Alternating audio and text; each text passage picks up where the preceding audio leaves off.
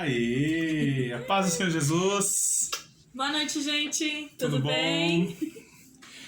Hoje a gente vai começar a nossa lição, né? Nossa lição de hoje é a lição número 12. Qual que é o título da lição, tia Kátia? A primeira viagem missionária de Paulo. Graças a Deus, né? Vamos começar orando? Amém. Baixa a sua cabecinha onde você está, tia Kátia, puxa essa oração. Amém. Senhor Jesus, te louvamos, ó Deus, por cada vida, Senhor, por cada criança que neste momento está ouvindo essa aula. Pedimos a Ti, Senhor, que o Senhor coloque nesse coraçãozinho paz e esperança. Renove a alegria, Senhor, dessa criança, dessa família. Em nome de Jesus, nós clamamos a Ti, Pai, pela providência em tudo que se fizer necessário, Senhor. Abençoa, Senhor, esta aula, que a palavra que será dita aqui hoje, será ensinada aqui hoje, permaneça nos corações e encontre, Pai, um terreno fértil. E em nome de Jesus, que dê bons frutos na vida de cada um. É o nosso pedido nesta noite, que será amanhã de manhã. Amém. Amém. Eita, glória a Deus, né? Então, se você tiver a Bíblia aí, já pode abrir a sua Bíblia no livro de Atos dos Apóstolos, capítulo 14. 13. Tá? Perdão, capítulo 13, 13 e 14. A gente vai discorrer nos dois capítulos, né? Pode começar, tia Kátia. Paulo, ele fez, só retomando um pouquinho daquilo que a gente aprendeu recentemente, Paulo, ele era um soldado e ele era perseguidor de cristãos, mas Deus tinha uma grande obra na vida dele.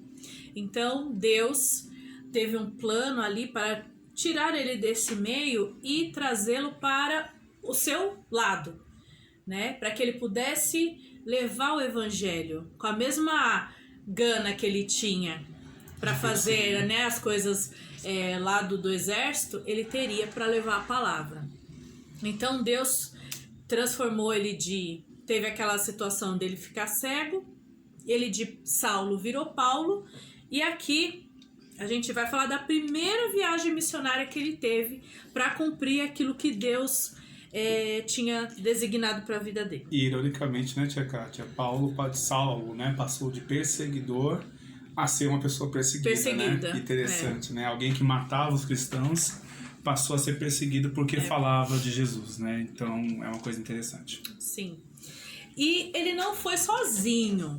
Nessa viagem, ele tinha junto com ele alguns irmãos, né? Uma turminha ali, os valentes. Davi tinha os valentes dele e Paulo também tinha os valentes dele. É bom a gente nunca estar sozinho, né? A própria palavra de Deus fala que é bom que andem, né, sempre em dois, porque se um se entristecer, esmorecer, cair, o outro ajuda a levantar. Então é bom que a gente sempre esteja com mais alguém nas situações da vida. E Paulo, ele tinha com ele 4 pessoas. E o engraçado dessa turma, né, o interessante dessa turma que Paulo separou para fazer essa viagem com ele, era que cada um era de uma nacionalidade, de uma etnia, de um povo, né, diferente. Imagina que no Brasil, de repente, tinha um paulista, um carioca, um gaúcho, um cearense, um amazonense, né? Às vezes acho que tem alguns estados até que não se dão muito bem um com o outro, mas para palavra de Deus, para pregar, estava tudo funcionando. Era um Deus para todos. Era um Deus, exatamente. A prioridade era a palavra de Deus. E aí, eles do nada assim resolveram, vamos pregar a palavra de Deus? Não. Eles estavam em oração, né? A igreja estava orando e jejuando nesse propósito, buscando uma resposta de Deus. E foi durante um culto em que a igreja estava reunida, orando e jejuando, que Deus revelou essa palavra para eles, dizendo que eles iriam viajar para cidades, né? E que iriam levar a palavra. Somente depois disso eles começaram, né? Então, às vezes a gente tem algumas situações na nossa vida, a gente fala, não, eu quero fazer, eu vou. Não sou eu. Senhor, o que o Senhor quer para minha vida? Né? O que o Senhor espera de mim diante dessa situação? E não eu tomando para mim mesma a decisão, né, das situações. E aí, tio Mike, eles foram para a primeira cidade, que foi Chipre. Né? O que aconteceu lá? Bom, eu vou ler para vocês aqui o que a revista diz, ó. Paulo Barnabé e Paulo, guiados pelo Espírito Santo, navegaram para a ilha de Chipre. Eles anunciavam o evangelho por toda a ilha, mas tiveram dificuldades. Ao falarem de Jesus a Paulo Sérgio, o governador daquela ilha, havia lá um homem chamado Elimaso, que ele era mágico, aqui diz, né? Tentou atrapalhar, pois não queria que ninguém ouvisse sobre Jesus. Mas o Espírito Santo deu poder a Paulo para repreender o mágico. E Elimas recebeu um castigo e ficou cego. Quando o governador viu isso, creu na mensagem que vinha do Senhor. Quando Paulo e Barnabé foram nessa ilha, né, eles começaram a falar de Jesus, começaram a anunciar Jesus para aquelas pessoas. E o governador, ao saber que eles estavam ali, marcou uma recepção para ele, né? E chegando nessa recepção, um dos assessores do governador era justamente esse mágico, né? Esse feiticeiro. E quando ele viu que ali estavam chegando homens de Deus, ele temeu. Temeu pelo seu poder, temeu pela sua autoridade, temeu porque ele enganava as pessoas. E a palavra de Deus diz que nós somos luz. E quando nós chegamos em um ambiente onde tem trevas, as trevas ela tende a sair, né? E quando Paulo e Barnabé chegaram ali, ele tentou de todas as formas atrapalhar. Ele tentou de forma difamatória, falando história, mentindo, para que nada acontecesse. Né? E a ponto de que Paulo ficou tão irritado, mas tão irritado, falou assim, meu irmão, dá um tempo, né? O que está acontecendo? A gente vem aqui em nome da justiça, em nome de Deus, falar, você está aí cheio do espírito do engano, proferindo mentira, fazendo um monte de coisa errada, e está tentando nos atrapalhar? Paulo deu uma carteirada nele, tacou na cara dele, falou assim, quem você pensa que é espírito imundo? E ao confrontá-lo, Deus deu autoridade para Paulo decretar uma cegueira na vida daquele homem, né? E a partir do momento que Paulo falou, você vai ficar cego, a Bíblia diz que ele começou a ficar com a sua visão turva, começou a perder a visão, e entrando em desespero, tentou achar qualquer um, tateando ali, ai meu Deus, tô cego, achar alguém para se escorar, para conduzi-lo, né? O que nós aprendemos com isso?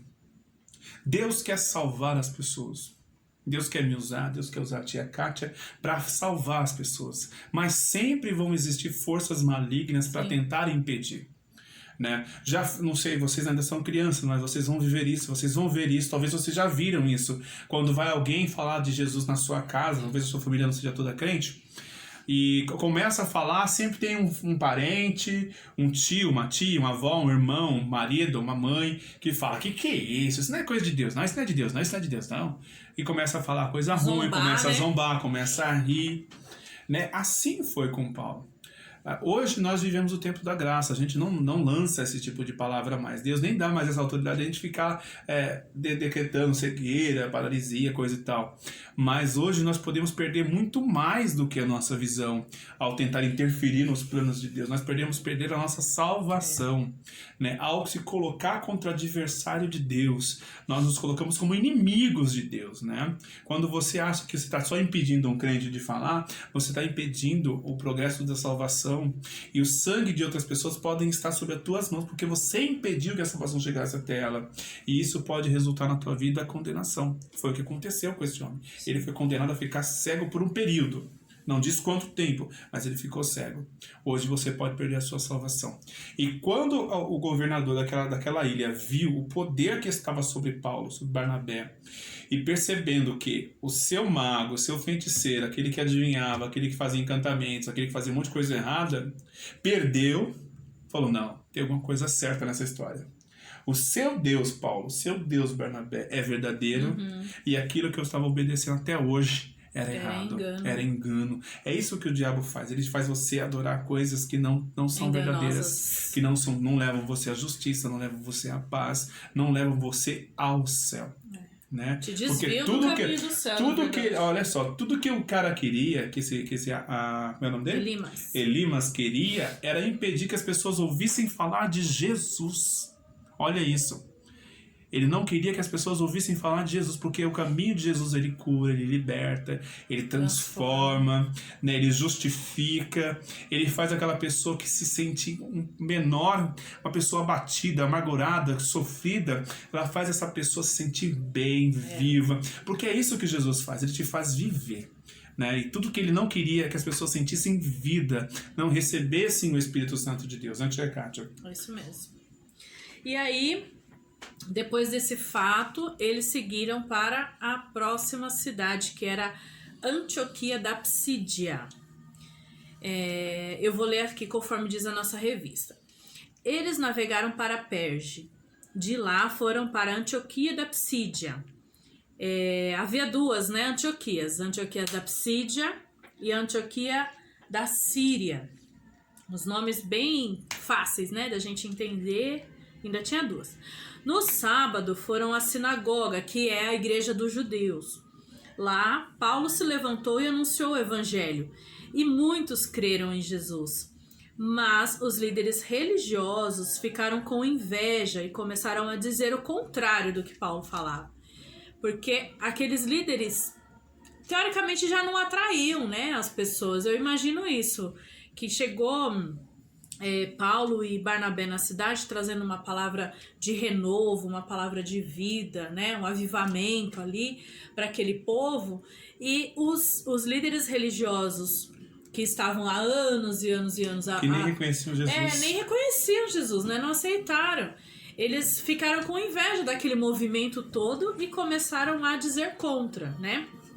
Paulo e Barnabé corajosamente disseram que procuraram falar primeiro aos judeus. Então, da mesma forma que Jesus trouxe primeiro a palavra para os seus e ele foi rejeitado, quando Paulo começou a pregar o evangelho, ele também levou a palavra para os judeus e os judeus não receberam, né?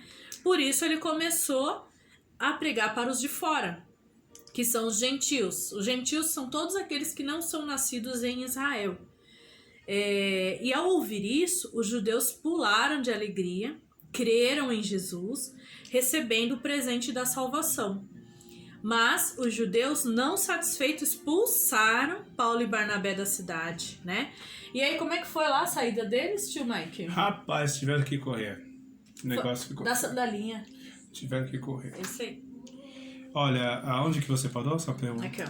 Você parou aí, né? Então eu já tô aqui... Depois disso, eles foram para outro lugar, né? Foi para Icônio e Listra, né? Saindo dali, debaixo de um tumulto, de uma situação desagradável, né? Imagina você ir num lugar que tentar falar de Deus, as pessoas querem te bater. Imagina você querer falar do amor, as pessoas ir com ódio contra você. Só porque você está dizendo que Jesus é vida. Eles não reconheciam Jesus, né? E quando Paulo e Barnabé chegaram em Icônia, né? Paulo e Barnabé também pregaram na sinagoga e muita gente creu em Jesus.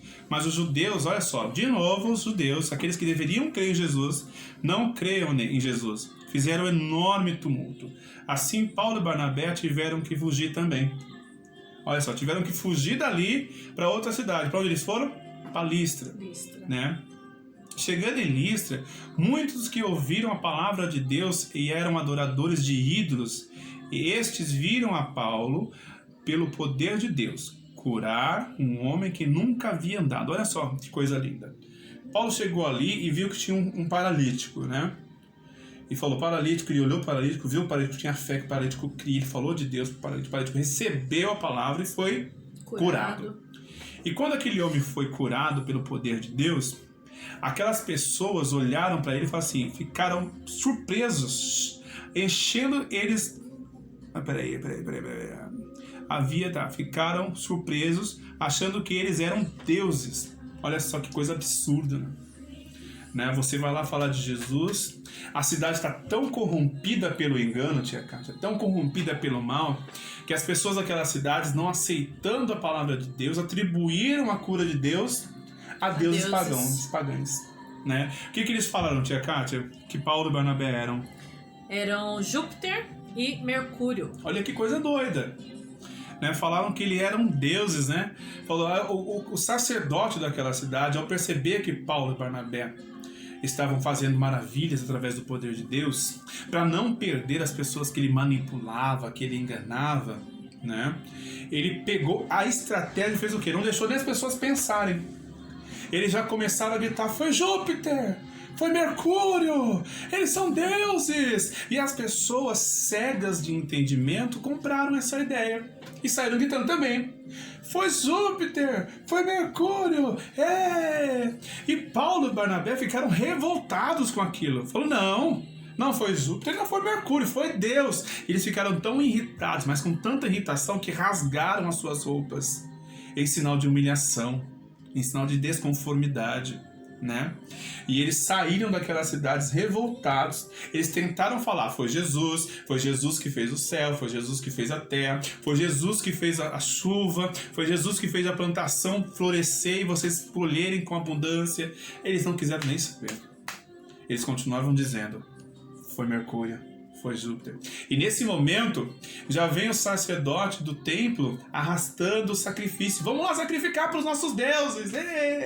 Imagina aquela multidão vindo e o sacerdote na frente arrastando lá uma vaca, umas ovelhas, umas galinhas, sei lá o que ele estava arrastando. E o povo gritando: viva Júpiter! Imagine para você, cristão, que adora Jesus, que adora o Senhor. Um Deus que você não precisa tocar, você não precisa pegar, ele não é um objeto que você se prostra perante ele. Ele é invisível, ele está dentro de você.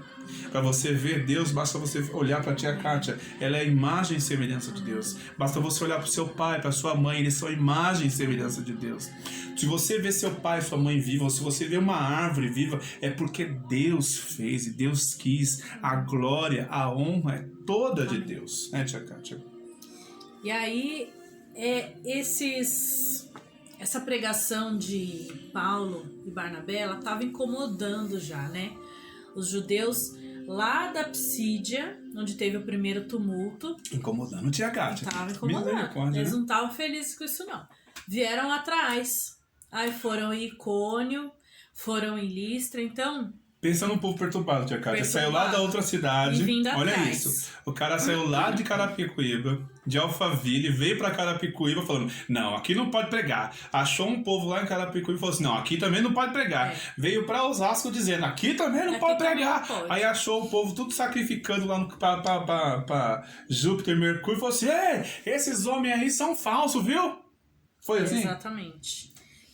E aí eles conseguiram inflamar o povo que estava ali contra Paulo e Barnabé. Inflamar e deixar o povo com raiva, irritado, com vontade de esganar. Botar fogo. Literalmente. Botaram assim, né? Deixaram o povo ali nervoso. Muita raiva. Tanto que as pessoas, né, apedrejaram Paulo. E ele parecia como morto. E aí ele foi arrastado para fora da cidade, né? Foram até o limite da cidade e largaram ele lá. E eles tacavam pedra grande, viu, gente? Pedrinha não, era pedrinha. Imagina isso. Quando os cristãos rodearam Paulo, né? Que Paulo percebeu, Paulo parecia morto, ele não estava morto. Ele deu esperto, né? Ele deu uma fingida de morto, né? Tacaram pedra nele e falou: ai, morri. Aí, quando ele ouviu o barulho de crente, ai meu Deus, o que fizeram com Paulo? Glória a Deus, homens bons, homens de Deus. Ele tava assim, morto. Ai, tia Kátia, fala como se fosse os crentes. Oh, Jesus, aleluia, cura nosso irmão. Ai. Tem crente aqui. Recebe. Tô seguro de novo, recebeu a vida, deu uma levantada correndo. Ele se levantou e foi. Saiu correndo, filho. É muito louco isso. Aí no dia seguinte, Paulo e Barnabé continuaram a viagem até Derbe, que ainda tinha mais uma cidade ainda, hein? Você imagina, a pessoa foi apedrejada, parecia como morta, arrastada para fora da cidade. É um milagre de Deus ou não é? Se fosse eu, tinha parado. Então, né?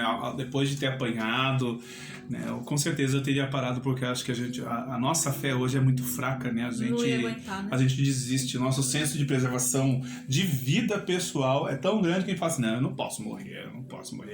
Jamais eu ia falar, vou morrer por Jesus. A gente vai dizer, não, eu tenho minha filha para criar, eu tenho minha esposa para cuidar. Você diria, eu tenho meu pai, minha mãe que me ama. Eu não vou morrer assim. Você teria voltado também. Mas o certo é fazer como eles fizeram, continuar, porque a obra de Deus, ela continua. Apesar de nós. Apesar de nós. Então eles falaram ali de Jesus, né? E muitos se converteram. De lá, de Derbe, voltaram. Então, olha, eles ainda voltaram. Olha a pegadinha de Deus pra eles, ó. Passando pelas cidades onde eles tiveram todos esses problemas. Imagina. Fortalecendo, né, os irmãos na fé. Porque imagina, você apanhou, foi apedrejado, foi não sei. Você tá lá em São Paulo pregando a palavra, aí fala assim, puxa vida, agora tem que voltar pra casa, né? Era o mesmo caminho. Vai ter que passar em Osasco, onde o povo tentou apedrejou. Vai ter que passar lá em Carapicuíba, onde o povo quer te pegar no pau. Foi. E vai ter que passar lá em Barueri, o povo quer te bater também. Vai chegar lá em Jandira, que eu não sei. E quando você voltar, você ainda tem que falar o quê? Que Deus é bom. Foi o que eles fizeram. Porque eles voltaram, fortalecendo os irmãos na fé, né, até regressarem a Antioquia da Síria, que foi onde tudo começou, né, onde eles receberam a oração da igreja, e a igreja falou, vai. Fica imaginando, né, Paulo voltando e falando assim, eles tentaram me apedrejar, mas Deus me salvou, e corre. Deus curou um paralítico ali, eles tentaram me matar, mas Deus é bom, corre. E eles foram contando tudo que Deus havia feito por meio deles, né, pra alegrar a igreja. Lembrei daquele trecho daquela música. Tentaram me parar, mas prossegui. É tipo isso. Tentaram me calar, mas eu... Não lembro. Louvei. Juraram até pra me ver no chão. Tentaram até contra a minha vida. Às vezes o diabo vai fazer de tudo pra você parar, né? Ele vai fazer de tudo pra que você não continue. Esse é o plano dele. Quando a gente fala desse campo de missões, da primeira viagem missionária de Paulo, é para que você entenda uma coisa. Você precisa despertar uma vontade de fazer a missão de Deus também. Mas eu sou criança, né, tia Kátia? Mas uma criança, ela pode fazer a primeira viagem missionária dela? Pode. Pode ser na onde, tia, a primeira viagem? Na escola. Pode ser na casa do seu primo, na casa da sua avó, na casa do seu tio, na casa da sua coleguinha.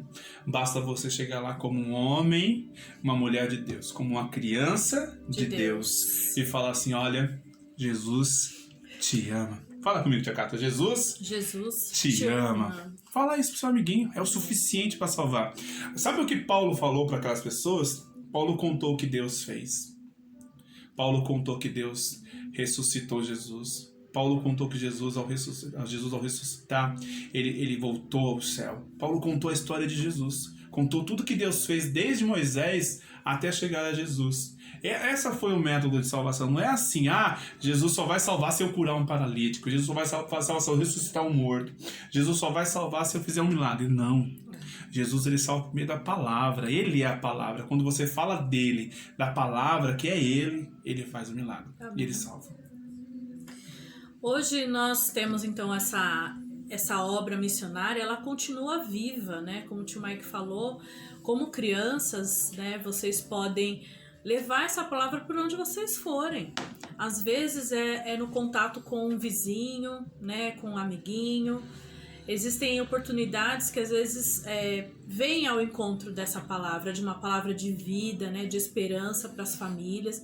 Nós estamos passando um momento complicado na nossa vida, no nosso convívio, né? Estamos todos agora fechados em casa. Como tem sido a sua postura diante disso, né? É uma palavra de vida, de vitória, de esperança para as pessoas?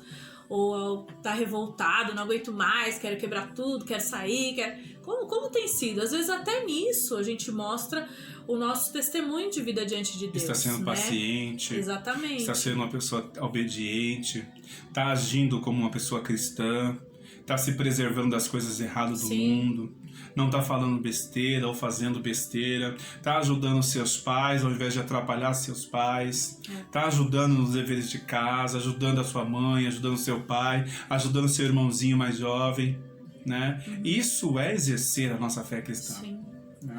E nós temos, a nossa igreja, ela é uma igreja missionária, né? É um celeiro de missionários. Muito, muito forte, porque nós temos muito enraizado em nós, principalmente a missão urbana, né? Nós temos lá o trabalho que nós temos com as crianças do Projeto Pérolas, o trabalho que nós temos com a clínica de recuperação, né, com o IRMA. Agora, né, com o conjunto habitacional. Com o, como é que chama lá? Miguel Costa. Miguel Costa. Né, o trabalho do Miguel Costa, exatamente, né, que são os pequenos grupos.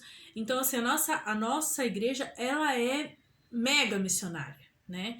E aí você pensa assim, mas eu só vou falar da palavra. Às vezes a nossa pregação, o nosso evangelho, ele precisa mais do que isso. E a nossa igreja, ela é uma igreja de resgate. Imagina você quantas famílias foram restauradas através da clínica de recuperação, através do IRMA. Havia uma pessoa que dormia no banheiro público de Osasco, que hoje é um empresário no Chile.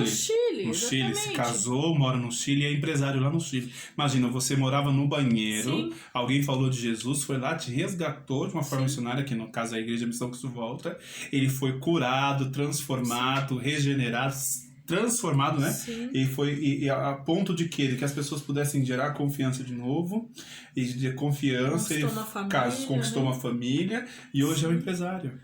Então, imagina se ninguém falasse para ele da palavra de Deus. É importante da falar igreja, Jesus. Entendeu? É muito importante a nossa pregação, né? Eu ouvi uma vez um pastor dizendo que o evangelho, ele é palavra, pão e sabão. Porque às vezes só falar não é o suficiente. Às vezes eu falo pro tio Mike, para ele resolve, para outra pessoa não. Eu vou precisar ajudar de alguma forma, né, fisicamente. E é isso que a nossa igreja faz. A nossa igreja ela é realmente um celeiro de missionários, né? Nós temos aí o nosso pastor Jonas, que faz com excelência esse trabalho, vai para fora, né, nos países aí para levar a mensagem, para falar, inclusive, desse trabalho que nós temos lá na missão. Já criou IRMAs em outros países. Exatamente, tá duplicando, né? Ensinando outras pessoas a tratar vidas com dignidade, com carinho, com amor, com propósito de salvação. Sim. E nós temos também a nossa pastora Pen, que recentemente esteve na África. Tratando lá com pessoas muito simples, muito extremamente humildes. Se você acha que a sua vida aqui é difícil, assiste os vídeos lá pra você ver na África como é que é. E só que eram pessoas assim, ansiosas por ser cheias da palavra, né? Verdade. Assim, querendo, sedentas da palavra de Deus. Não tem comida, não tem roupa, não tem nada, mas elas querem Deus, porque para elas é o suficiente para manter-se viva. É verdade. Profundo isso. E aí, e por isso nós temos que orar, nós temos que nos unir em oração para que Deus abençoe esses missionários, né? Para que Deus continue fortalecendo a vida deles, né? Na presença, para que Deus entre com a providência, porque a gente está falando de 2 missionários que a gente conhece, né? Na missão. Mas existem muitos outros que são sustentados por doações, pelo dízimo, pela oferta das suas igrejas e tal.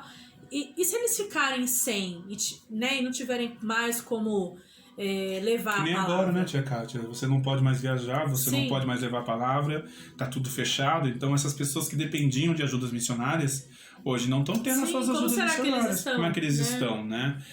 Pessoas que tinham rendas que ajudavam, hoje não tem. Então essas pessoas precisam muito de oração. Sim.